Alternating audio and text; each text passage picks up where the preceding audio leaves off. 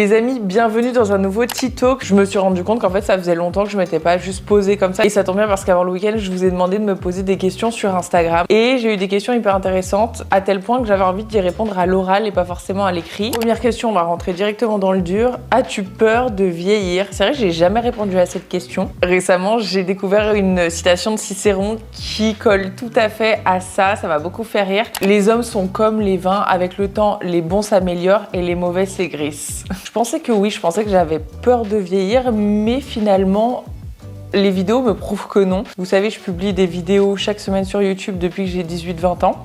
Et je vois vraiment l'évolution. Quand je vois ces vidéos, je me dis toujours que pour rien au monde, je ne reviendrai au niveau du jeu auquel j'étais à l'époque où j'ai fait la dite vidéo. Même si j'étais bien dans ma peau, j'étais épanouie, j'étais heureuse, je préfère ma version actuelle. Alors j'ai envie de me dire que le rétroviseur me donne foi en l'avenir. Est-ce que j'aurai le même discours quand j'aurai 50 ans, 60 ans, je ne sais pas. Parce que c'est vrai que la société fait en sorte que les femmes ne doivent pas vieillir. Regardez le marketing qu'il y a sur l'anti-âge en fait. Le nombre de crèmes, etc. qu'on te vend pour rester jeune. Alors que les hommes n'ont pas du tout ça. Tu vois, un homme, quand il a les cheveux poivre et sel, quand il a un petit peu plus de rides, il est perçu comme plus sexy parce qu'il est plus établi dans sa vie. Et donc un homme mature, un homme plus mûr va être beaucoup mieux perçu qu'une femme plus âgée où on se dit c'est bon, elle a fait son temps. Moi, je me souviens, ça m'a toujours choquée quand je sortais avec un garçon qui vivait en Russie. Il me disait qu'à partir de 30 ans, les Russes étaient considérés comme des babouchkas. Si elles n'étaient pas mariées et qu'elles n'avaient pas d'enfants à 30 ans, c'était encore pire. Babouchka, ça veut dire grand-mère. Et je me dis, mais attends, moi c'est dans 3 ans, je me trouve hyper jeune encore. Mais c'est dans ma tête, et ça aussi c'est un autre point. Les rides, c'est une chose, bien sûr que le physique, voilà, ça va pas me faire plaisir d'avoir des rides, etc. Maintenant, j'exclus pas le fait que je ferai du botox, peut-être que j'en ferai jamais non plus. C'est pas parce que tu fais du botox que tu parais plus jeune, tu parais juste ton âge en étant trafiqué, je trouve, hein, ça c'est vraiment ma perception. Ça se voit au niveau du regard quand tu vieillis, je trouve. Je pense que quand on garde la petite étincelle dans le fond de la pupille, quand on garde son âme d'enfant, eh bien c'est là qu'on continue de grandir et pas de vieillir. L'âme d'enfant, c'est un peu l'insouciance, c'est essayer de ne pas être attrapé par les problèmes de la vie, c'est essayer de s'émerveiller par les petites choses, le retour du printemps, les bourgeons. Les enfants ont cette petite étincelle. Je pense que tu vieillis à partir du moment où dans ta tête, tu n'as plus la petite âme d'enfant. Tu t'autorises plus à l'avoir parce que voilà, tu as l'impression que le poids de tes responsabilités fait que tu n'as plus le droit en fait d'avoir la petite étincelle, alors que si. Mais oui, franchement, c'est une question délicate. En fait, c'est tellement progressif que tu te rends même pas compte que t'es en train de vieillir. Donc, quelque part, ça rassure aussi. C'est pas du jour au lendemain, ah ça y est, t'es vieille. Non, c'est vraiment une progression. Et après, ce qui pourrait me faire peur dans la vieillesse, c'est plus les maladies qui vont avec.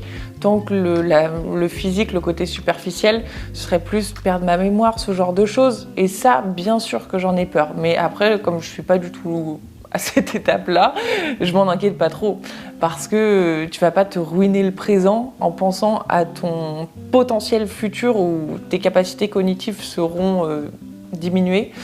Voilà, on va pas se gâcher le présent. J'essaie de vivre au jour le jour et d'apprécier la personne que je deviens plutôt que de regretter celle que j'étais ou d'avoir peur pour celle que je serai. Voilà. Comment oublier quelqu'un si les sentiments ne sont pas mutuels? Et il y avait une autre question qui allait en ce sens. Comment oublier un crush qui nous a rejetés pour une autre? J'imagine que tu es assez jeune. J'ai juste envie de te dire que le temps fera son œuvre parce que j'étais exactement comme toi. Quand j'étais plus jeune, je comprenais pas pourquoi il y avait certaines personnes qui m'aimaient pas. Quand tu grandis, tu arrives à prendre du recul et tu te dis que c'est te manquer de respect que de pleurer autant pour quelqu'un qui ne t'aime pas. Franchement, le meilleur conseil que je pourrais te donner, c'est prendre du temps pour être seul avec toi-même, pour être célibataire. Les crushs, il y en aura plein. Voilà, les garçons ou les filles, peu importe, il y en aura plein. Et t'accroches pas à vouloir aimer quelqu'un qui t'aime pas.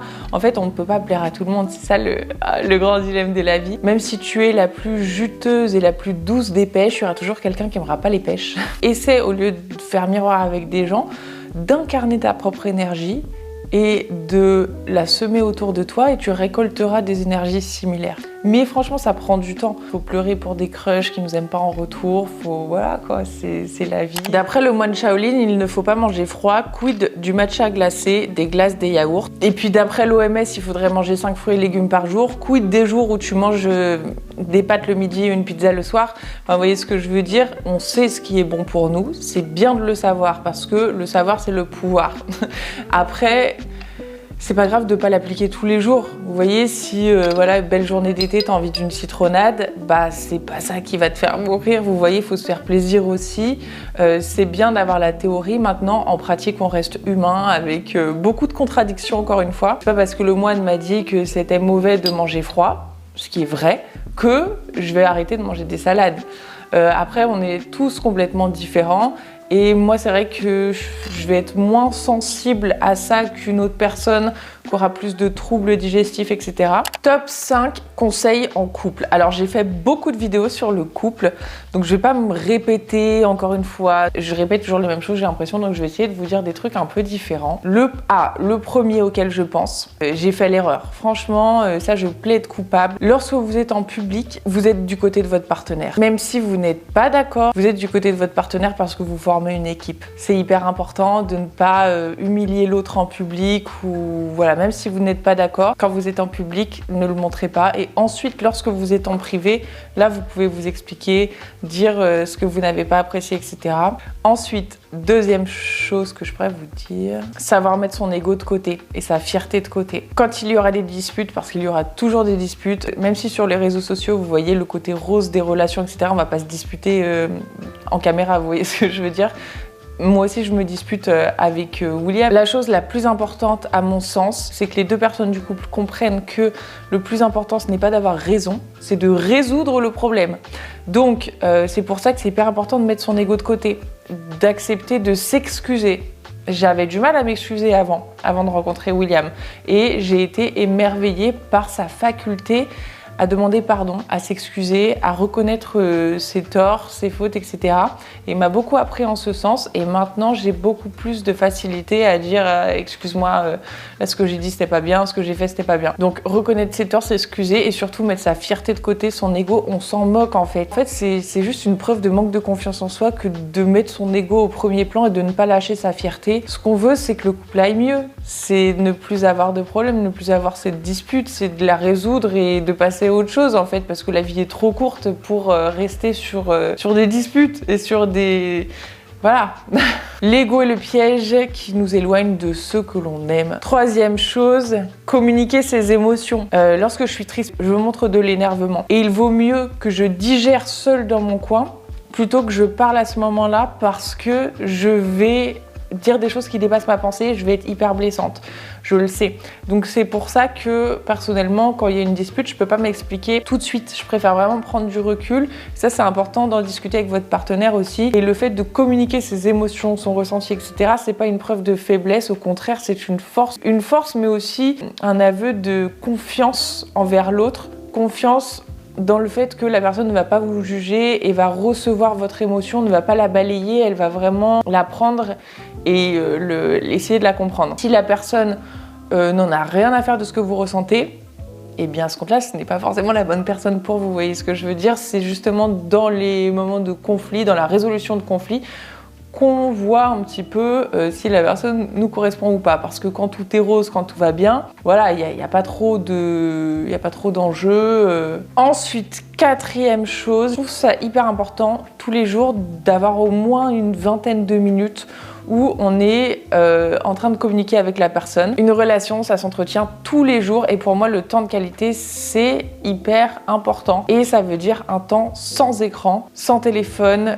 Et cinquième point, il n'y a rien qui me vient comme ça à part les langages de l'amour parce que pour moi, c'est la base. Il y en a 5, on en a toujours 2 qui sont dominants.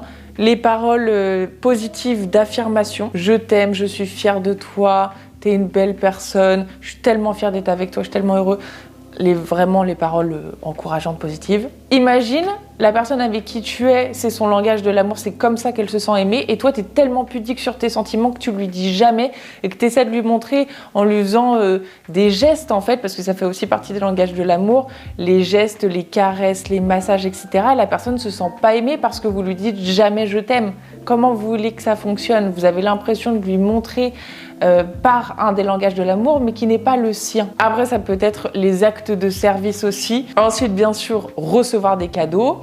Et enfin, le dernier, c'est le temps de qualité dont on parlait avant. Voilà, vraiment sans écran. J'allais dire une communion, mais limite, ouais. Connexion, communion avec la personne. Tes conseils pour vraiment avoir confiance en soi. J'en ai déjà fait 2 vidéos, mais ce que je pense évolue sans cesse, donc je veux bien y répondre encore. Je vais faire 3 axes. Le premier, pour avoir vraiment confiance en soi, c'est de s'entourer de personnes qui ont confiance en elles. Parce que tu es la moyenne des 5 personnes que tu fréquentes le plus. Si tu fréquentes des gens qui n'ont pas confiance en eux, qui doutent tout le temps, qui ont peur de tout, leur énergie va déteindre sur la vôtre et vous allez peu à peu devenir comme ces personnes-là. Alors que si vous êtes entouré de gens qui vont pas constamment chercher à éteindre ta lumière pour mieux briller, tu verras que ce sera plus facile d'avoir confiance en toi. Après, la confiance en soi, je pense que ça remonte beaucoup à l'éducation. Deuxième axe pour avoir un petit peu plus confiance en soi, c'est de se confronter à ses peurs. Parce qu'effectivement, quand on a des blocages, qu'on a peur de faire quelque chose, le fait de ne pas le faire, c'est pas ça qui va te donner plus confiance en toi. Avoir le courage de rentrer dans l'action, ça vous donne un petit peu plus confiance en vous. Et troisième chose, justement, c'est d'y aller petit pas par petit pas. Vraiment de remarquer les progrès. Et comme c'est pas facile de remarquer les progrès, pourquoi pas faire des petites vidéos que vous allez pas publier, que vous allez garder pour vous, justement pour vous dire ok, nous sommes le 1er mars, ça c'était mon objectif, j'en suis à ce niveau-là, ok, on est le 1er avril, j'ai un petit peu progressé parce que maintenant j'arrive à faire ça en plus. Et un peu documenter votre vie, ou alors écrire dans un journal intime comme on avait quand on était petit. Mais oui, documenter un petit peu les progrès et y aller vraiment petite étape par petite étape. Parce qu'on va terminer par cette question, est-ce que tu es heureuse dans la vie que tu mènes? Quel est le sens de ta vie? Je suis hyper heureuse dans la vie que je mène. Le sens de ma vie, je vous conseille d'écouter un épisode du podcast de Chloé Bloom, qu'elle a renommé d'ailleurs. Elle a fait un épisode justement pour dire la vie suffit. C'est maintenant le titre de son podcast et j'ai trouvé ça très juste, dans le sens où on est toujours en train de chercher le sens de la vie pour vraiment laisser un impact sur le monde, etc. Et finalement, le fait d'être en vie, ça suffit. Le fait de vivre, le fait d'expérimenter cette incarnation, après on croit pas, mais moi je crois vraiment que j'ai choisi de m'incarner dans ce corps, dans cette famille, dans ce monde et voilà, dans cette vie-là. Donc je vis tout simplement. Après vous voyez, mon sens il se dessine au fur et à mesure. J'ai l'impression aujourd'hui que le sens de ma vie c'est d'être un peu personne qui va essayer de guider les gens pour qu'ils se sentent mieux dans leur tête, dans leur corps, dans leur peau, dans leur environnement, dans leurs relations. Vous savez, je vous dis à chaque fois ces 5 trucs-là. Mais ça va évoluer en fait. Là, c'est à ce moment T, le sens de ma vie, c'est ça. Mais après, dans 10 ans, ce sera autre chose. Mais ça me rappelle le moine. Vous savez ce qu'il a dit, Michael? Ah d'ailleurs, je vais en profiter pour répondre à une autre question. Ça me permettra de faire le lien. Une personne qui disait « Cette société axée sur la productivité des tâches et une vie remplie constamment, t'en penses quoi? On n'a pas le droit d'être posé et aimer la slow life. » Si, bien sûr, je considère qu'on n'a pas besoin de construire un empire pour pouvoir être heureux de sa vie et que sa vie ait du sens surtout. Donc en fait, le côté slow life, être moins productif, etc., je le comprends tout à fait. Moi j'adore ça, vous savez, j'aime trop être dans mon canapé avec une infusion, regarder Koh-Lanta ou lire un bouquin ou juste rêvasser. Je suis pas toujours en train de faire 10 000 trucs. Maintenant, ce que disait Michael, c'est que nous avons la chance d'être humains et donc d'avoir des capacités physiques et mentales bien plus grandes que celles d'une mouche. Et donc que ce serait un petit peu gâché que de se contenter de survivre et de ne pas expérimenter la vie. Et donc c'est pour ça que lui, il disait que la discipline, c'était important. Parce que la discipline mariée à la motivation, mariée aux ambitions, etc., ça fait en sorte que tu vas être fier de toi, que tu vas avoir plus confiance en toi parce que tu te forceras quand même à faire des petites choses. Et donc ça m'a beaucoup parlé en fait quand il a dit qu'on avait la chance d'être né humain et qu'on aurait pu naître mouche. Ça me donne un sentiment encore plus grand de reconnaissance. Quand je me rappelle ça, eh bien ça me pousse justement. Là j'avais trop la flemme de faire cette vidéo, je vous avoue. Il fait super beau, je voulais faire une grande balade avec Poppy, etc. Mais c'est la discipline. Et maintenant, je suis hyper contente voilà, de filmer la vidéo. Le plus dur, en fait, c'est de rentrer dans l'action. C'est toujours ça. Le plus dur, c'est d'aller à la salle de sport. C'est pas de courir sur le tapis. Le plus dur, en fait, c'est d'enclencher la discipline pour faire l'action. On va toujours choisir le chemin le plus facile. Et donc, j'ai l'impression que par nature, l'homme est un peu flemmard parce qu'on va essayer de préserver notre énergie, etc. Tout ça pour vous dire que la slow life, etc. trop bien, bien sûr, prends du temps pour toi, on n'est pas des machines, on n'est pas obligé d'être 100% productif tout le temps en train de faire un truc important. On peut aussi juste contempler. Après, on en revient toujours à la même chose. Il faut s'écouter, mais pas trop quand même.